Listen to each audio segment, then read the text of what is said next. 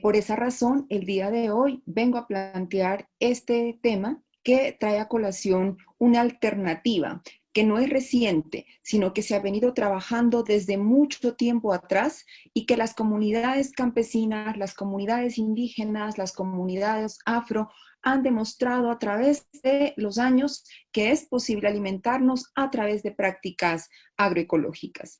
Y efectivamente es pertinente tocar el tema en un contexto no solamente sanitario, que es en el que nos encontramos ahora, sino preocupante porque ya veníamos mal desde los últimos 10 años atrás en temas de alimentación.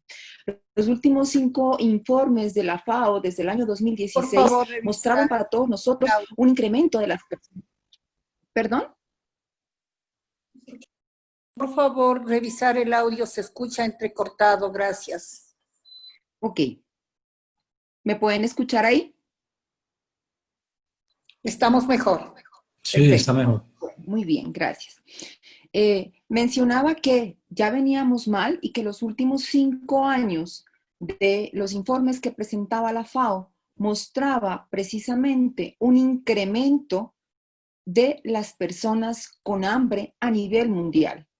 De hecho, es vergonzoso pensar que cuando el planeta ha alcanzado el más alto índice en términos de ciencia, de tecnología, una economía que repunta, tenemos más de 820 millones de personas con inseguridad alimentaria en el planeta. Esto antes de los datos que nos muestra hoy el reciente informe de la ONU, donde el número de personas producto del COVID-19 se incrementa en términos de esa inseguridad alimentaria. De hecho, hasta el año 2019, según la Organización Mundial de la Salud, en el mundo, además del problema de inseguridad alimentaria, teníamos problemas de obesidad y malnutrición. Es decir, los dos extremos, personas con hambre y personas obesas por malnutrición.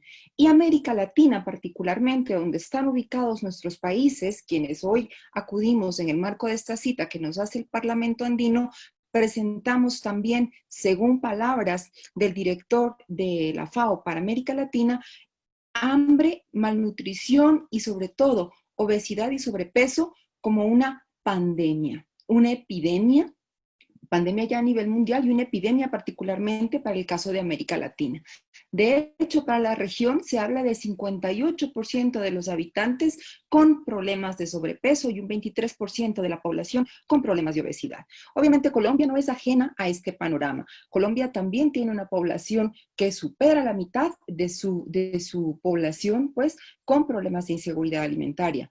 Más del 54% de los hogares colombianos presentan esta condición y además esto se agrava porque la ingesta de hortalizas, la ingesta de verduras, se va de alguna manera traduciendo en términos también de una mala nutrición y mal estado de salud. Y el 60% de nuestra población tiene problemas también de obesidad y de sobrepeso. Ahora, si ese era el panorama anterior, actualmente en un informe recientemente presentado por la ONU en coordinación con otros organismos internacionales, nos muestra ya un dato aún más preocupante. Ellos inclusive utilizan datos más alarmantes y hablan de que la pandemia del coronavirus efectivamente va a causar hambrunas mundiales, precisamente por esta mala distribución de los alimentos y porque además la forma como los estamos produciendo no necesariamente está orientada a una buena nutrición. Frente a este presagio que además hace la ONU, muestra el hecho de que quienes se verán directamente afectados por esta falta de alimentos son, como históricamente lo ha sido a lo largo de todo este tiempo, las personas pobres y particularmente quienes están ubicados en zonas rurales y quienes también están ubicados en zonas periféricas de las ciudades principales y de las cabeceras municipales. Este panorama anterior se junta con otros factores que ya veníamos también conociendo y que con tiempo atrás se nos venía anunciando. Entre las causas asociadas al hambre y a la inseguridad alimentaria están el cambio climático, la pérdida de tierra cultivable. De hecho, solamente en Colombia el 48% de la tierra cultivable tiene erosión y ya hablamos de 14 millones de hectáreas degradadas por salinización. La homogenización de la agricultura, el hecho de que ya no producimos alimentos prioritariamente, sino materias primas para la agroindustria. Nuestra alimentación es poco diversa. La FAO habla de que 4 especies son las que están direccionando la alimentación en el mundo: papa, maíz, trigo y arroz. Hay una fuerte especulación financiera, eso había antes, mucho más seguramente lo habrá ahora, y por supuesto, una de las bases fundamentales para la producción, la tierra. Existe una inequitativa distribución y acceso a la tierra. Entonces, todo eso se condensa y además se muestra preocupante en términos de que todo esto se decanta en un modelo productivo que durante los últimos 80 años ha direccionado la producción de materias primas y alimentos, que es el de la producción con base en el enfoque de revolución verde, con todos los componentes que ustedes pueden mirar en la presentación, ¿no? Lo que implica monocultivo, el uso de fertilizantes sintéticos, control químico de plagas y enfermedades, manipulación de genoma vegetal, cuyos impactos o externalidades negativas han sido suficientemente documentadas durante los últimos 40 años y probadas en términos de los impactos negativos que este puede tener en detrimento de la seguridad y la soberanía alimentaria, sobre todo en términos de reducir la diversidad de cultivos frescos y productos saludables sin contaminación que nosotros podríamos consumir. Y ya viendo las recomendaciones que en el marco de la pandemia se hacen desde los gobiernos, entra aún más la preocupación en términos de que nos recomiendan que para poder afrontar esta condición sanitaria deberíamos tener un sistema inmune bien fortalecido, fundamentado principalmente en una muy buena nutrición. De hecho, por ejemplo, para el caso de Colombia, estas son las recomendaciones: consumir 2 comidas secundarias durante el día, además del desayuno, del almuerzo y de la cena, y además consumir frutas, verduras, granos integrales, frutos secos, lácteos, entre otros.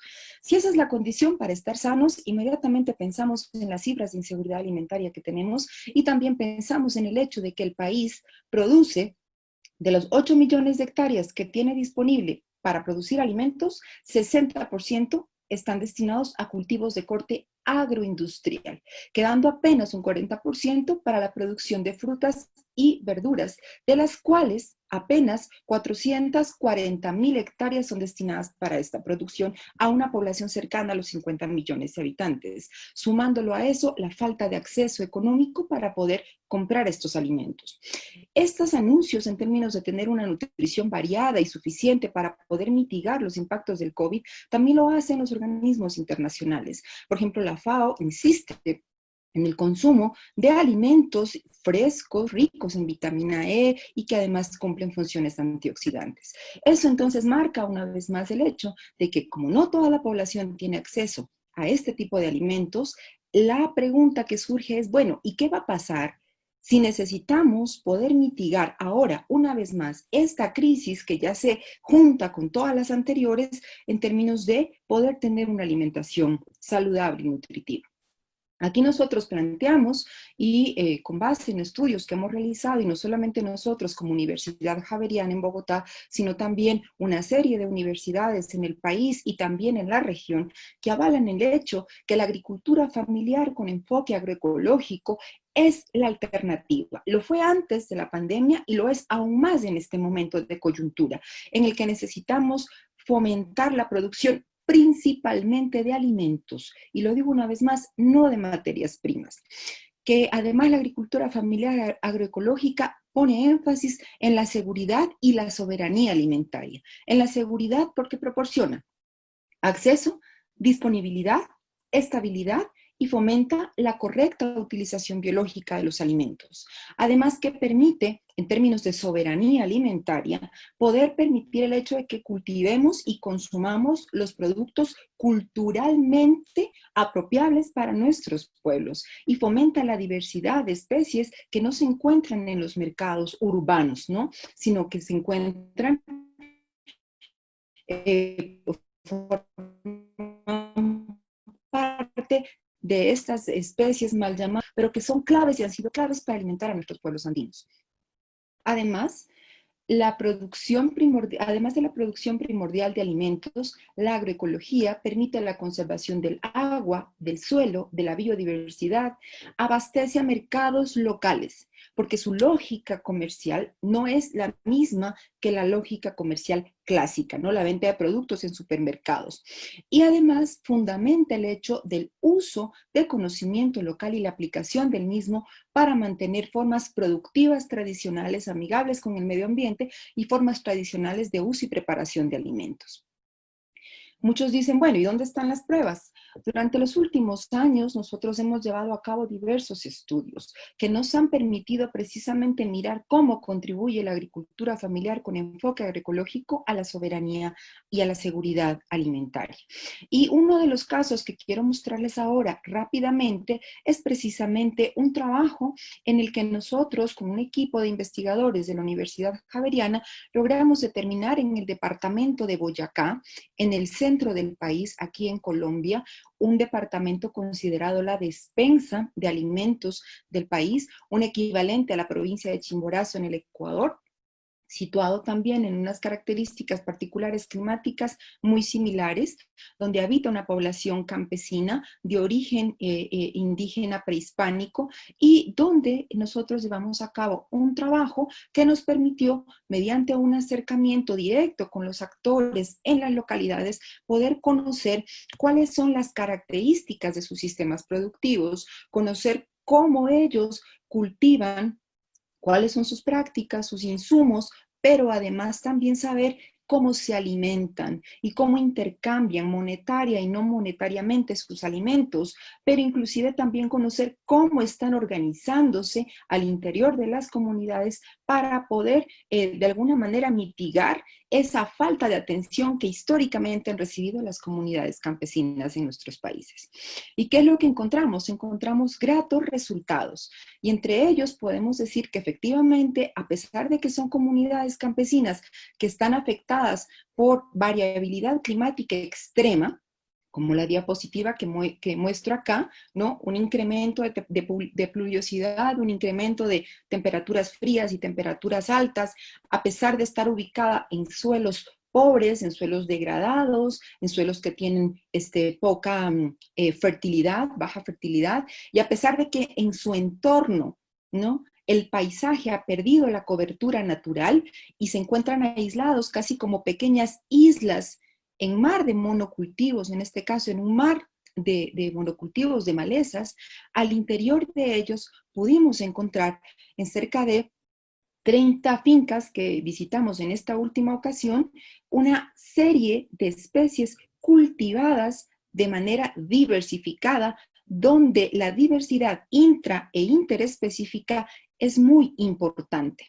Y no solamente de especies cultivadas a nivel agrícola, sino también a nivel pecuario, ¿no? No solamente cultivados, sino también especies animales combinadas en algunos casos incluso con la conservación de relictos de bosque naturales. Y estamos hablando de predios de menos de 1 hectárea, porque la agricultura familiar campesina sigue siendo de mini y microfundio y ubicada en zonas de fácil acceso. No obstante, a pesar de esta presión que ejerce no solamente el entorno biofísico y el entorno social, encontramos que en estas fincas la que menor tenía 52 especies cultivadas y la que más tenía 155 especies comestibles cultivadas, además de medicinales y aquellas que son también de uso pecuario. En estos sistemas de producción se llevan a cabo una serie de prácticas agroecológicas que permiten además la producción de estos cultivos sin usar uso de agroquímicos y sin usar uso de maquinaria agrícola. Y el uso de abonos orgánicos además ha mejorado la fertilidad de estos suelos ubicados, como lo vimos hace un momento, en zonas degradadas. Además, estas fincas que tuvimos la suerte de visitar ya han desarrollado una serie de estrategias locales para poder adaptarse a los cambios en el clima que han venido sucediéndose durante los últimos 30 años, para eventos extremos como son las heladas, como son los excesos de lluvia, los periodos de sequía prolongado y también la presencia de vientos fuertes. Algo que nos llamó mucho la atención cuando hicimos una indagación en términos de qué hacen con los alimentos que son tan diversos y se producen en su finca, la mayoría de ellos, como pueden ver acá, están destinados al autoconsumo, al intercambio no monetario y en muy poca proporción al mercadeo en los sitios de encuentro de sus localidades, es decir, en los mercados locales. Esta diapositiva lo que muestra es el ejemplo de lo que pueden ser solamente uno de los platos de alimentos en el día. Aquí está lo que se consume comúnmente en el almuerzo y vemos que el mayor porcentaje de los ingredientes que se utiliza para ello son aquellos relacionados o cultivados en sus propias fincas. Otros provienen de procesos de intercambio y muy pocos de compra, sobre todo aquellos que no se cultivan en estos pisos climáticos. Lo anterior lo cruzamos entonces con cómo esto que ellos consumen, cómo esto que ellos cultivan está respondiendo a los lineamientos que da la FAO en términos de una composición nutricional estimada. Y pudimos determinar versus lo que consumen las familias, que está a la izquierda de sus pantallas, versus el consumo recomendado por la FAO, que en campo las familias que producen de manera agroecológica y consumen sus productos están llevando en la mayoría de los casos una dieta equilibrada muy similar a la recomendada. No obstante, como ven abajo, el consumo de carbohidratos por el trabajo físico que desarrollan dista un poco del recomendado por la FAO. Obviamente, la recomendación que da la FAO es pensando en las dietas urbanas. En el caso de las dietas campesinas, quienes requieren mayor energía para realizar sus largas jornadas, podríamos arriesgarnos a mencionar, sin ser nutricionistas, que podría estar muy cerca de sus demandas calóricas. Cuando analizamos también cómo esta producción contribuye a los componentes de la soberanía alimentaria, ¿sí?, que es el tema relacionado con la minimización de residuos, cómo mantienen un medio rural vivo y productivo, cómo se manejan circuitos cortos de proximidad, cómo se hace la educación para la alimentación saludable, si hay una alimentación sana y culturalmente apropiable, y si existe una diversidad histórica y productiva, pudimos encontrar que cada uno de estos puntos relacionados con soberanía alimentaria se cumplían para estas 27 familias, lo cual traduce estos hallazgos en términos de que la agricultura con enfoque agroecológico puede ayudar a mitigar el hambre en familias que la practican y también pueden llegar a abastecer de alimentos locales, diversos y sanos a los mercados próximos, por lo menos a los municipios donde estos se encuentran asentados. Además que existen otras dinámicas de intercambio que no necesariamente son las monetarias y que se siguen manteniendo en estos espacios, como son los trueques, los regalos y los intercambios de semillas. La semilla como base fundamental para la alimentación. Y estas familias campesinas conservan de manera importante un pool diverso de semillas, pero sobre todo de cultivos nativos y cultivos tradicionales. Llevan a cabo también intercambios monetarios y lo hacen directamente a través de canales diferenciados que son mercados de corte agroecológico. Para ir cerrando, lo que nos llamó también la atención es que este entramado no es individual. Esta producción se hace de manera concertada, a pesar que no existen apoyos por parte de los gobiernos locales.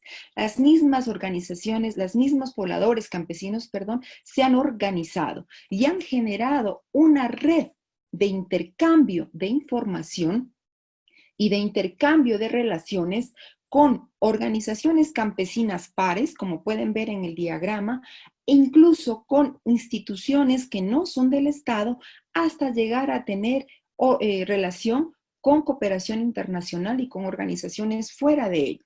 De hecho, una de estas organizaciones, al no tener apoyo directo de su alcalde, decidió realizar por su cuenta su propio plan de desarrollo. Un plan de desarrollo que está fundamentado en términos de una agricultura sostenible y un cuidado del medio ambiente.